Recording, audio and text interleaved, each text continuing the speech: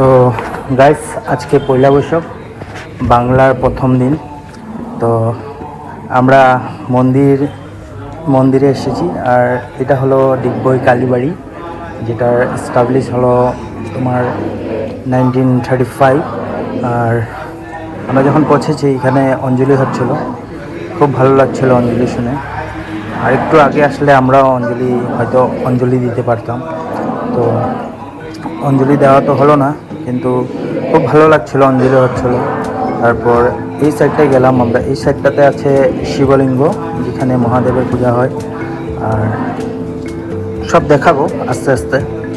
তো তারপর আমরা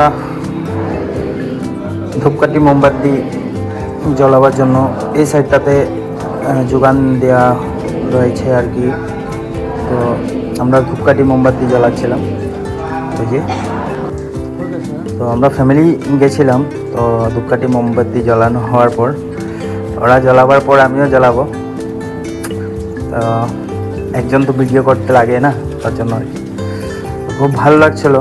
বছরের প্রথম দিন বের হয়েছি ঘুরতে মানে কি মন্দির কয়েকটা মন্দিরে গেছি, দেখাবো। ভিডিও পুরা দেখলে দেখতে পারবে। কয়েকটা মন্দিরে গেছি। তো এখানে আমিও ধূপকাঠি নিয়ে মন্দিরে উঠে গেছি আর কি।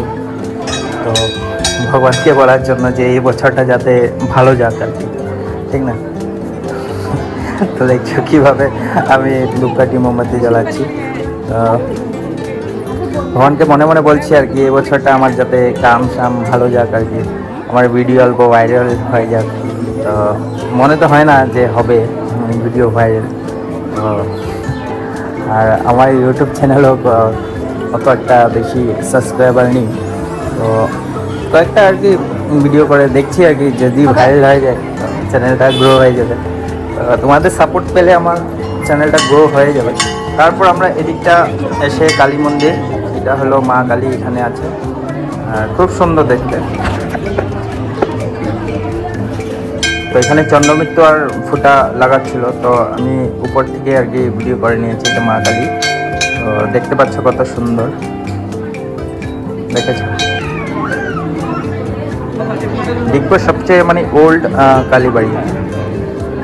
তারপর এখান থেকে আমরা যাব নেক্সট যেটা কালীবাড়ি, ওটা হলো সন্তান সংঘ ওটাকে বলে।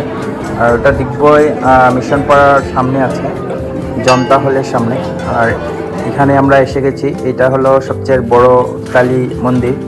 আর এখানে কালী মন্দিরটাকে বলে সন্তান সংঘ। তো এখানেও খুব ভালো লাগছিলো। আর গান বাজছিলো, তার জন্য আমি ভিডিওটা পজ করে দিয়েছিলাম, কারণ ভিডিওতে কপিরাইট এসে যাবে। তো চলো দেখাই মা কালী কত সুন্দর আর কত বড়।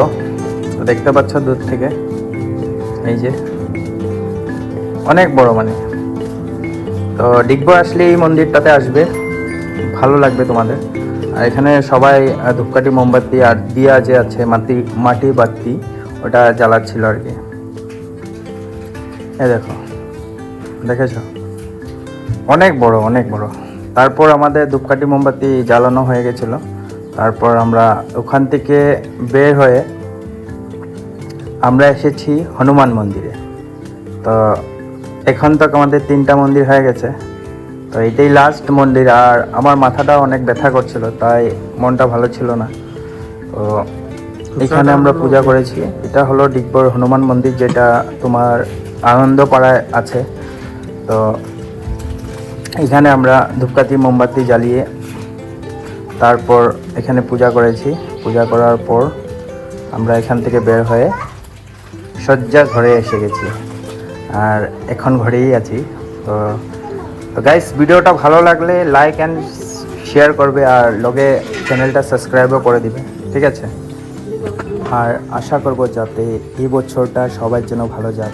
আর আমার জন্য একটু প্রার্থনা করে দিবে, যাতে আমার ইউটিউব চ্যানেলটা একটু গ্রো হয়ে যাক।